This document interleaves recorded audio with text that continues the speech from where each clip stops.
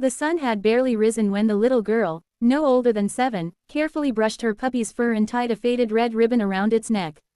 Her small hands trembled with hope as she tucked a handmade cardboard sign into her school bag that read, "Puppy for sale, please help."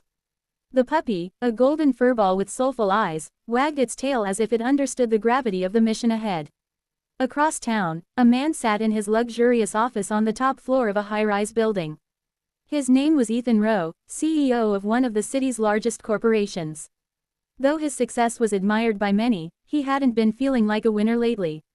The previous month, during a wave of layoffs caused by an aggressive cost-cutting initiative, Ethan had signed off on letting go dozens of employees, one of whom had lingered in his mind far longer than he expected, a quiet, hard-working woman named Claire.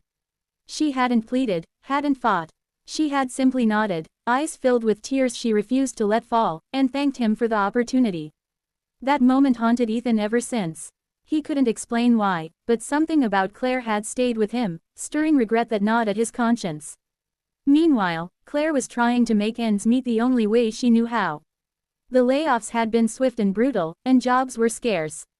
Bills piled up, and meals became simpler and less frequent. Her daughter, Lily, watched her mother grow thinner and more tired with each passing day. When the landlord handed them an eviction notice, Lily understood, in her own innocent way, that they were in trouble. That's when she got the idea to sell her puppy, Max. He had been her birthday gift the previous year, a bundle of joy that had kept her company during her loneliest hours. But now, Lily believed Max could help her mom smile again, maybe enough to stop crying quietly at night when she thought Lily was asleep. So, on a quiet Saturday morning, Lily stood in front of the city park with Max beside her, the cardboard sign held up by her tiny arms.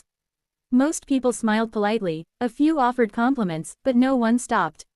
Max sat patiently, occasionally licking Lily's hand or nuzzling her side as if encouraging her to keep going. Then came the man in the dark blue suit. Ethan had decided to take a walk that morning, hoping fresh air might silence the guilt whispering in his mind. As he turned the corner near the park, his eyes fell on the small figure holding the sign. Something about her posture, her brave little smile, stopped him in his tracks. Then he read the sign. His heart tightened. As he approached, the little girl looked up, eyes wide and hopeful. "Please buy our puppy," she whispered, her voice barely louder than the breeze. "We really need the money." Ethan knelt down, meeting her eye level. The puppy, sensing something significant, gave a friendly bark and wagged his tail. Ethan gently reached out to pet him. "What's his name?" "Max," Lily answered. "He's really good and doesn't bark too much.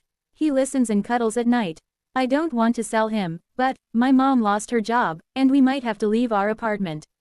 Ethan's heart sank. The name clicked. Claire. This was her daughter. He was speechless. He had fired this little girl's mother.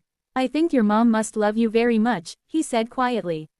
Lily nodded. "She does. That's why I want to help her." Ethan sat on the bench beside them, stunned. All the boardroom meetings, quarterly reports, and strategy sessions seemed so meaningless in that moment. He had made a decision in the name of profit and efficiency, but in doing so, he had unknowingly crushed a little girl's world. She was willing to give up her best friend to fix it. "What if," Ethan said after a pause, "I help your mom get her job back instead?" Lily's eyes lit up, but quickly dimmed with uncertainty. "You can do that." "I think I can," he smiled gently.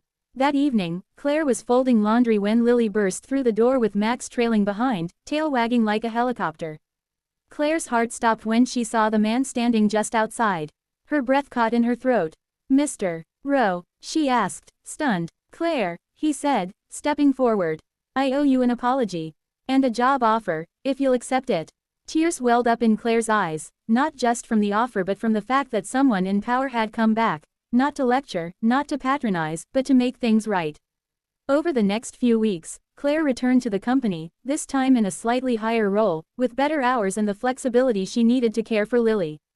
Ethan implemented new policies that protected employees from abrupt layoffs. He began visiting departments he used to ignore and set up a new fund for emergency employee assistance, something he named Lily's Hope. Lily, of course, kept Max. He had a new red collar now, one that Ethan had picked out himself, and a matching name tag that read, "Max, the puppy who saved the day." The story didn't go viral.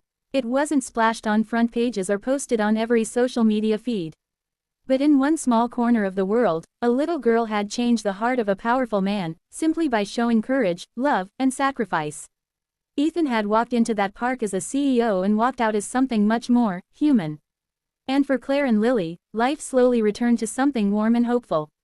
There were still bills and worries, but there was also laughter again, and quiet dinners filled with conversation, and Saturday mornings spent in the park, not to sell a puppy, but to play fetch, to hold hands, and to remember how far they had come.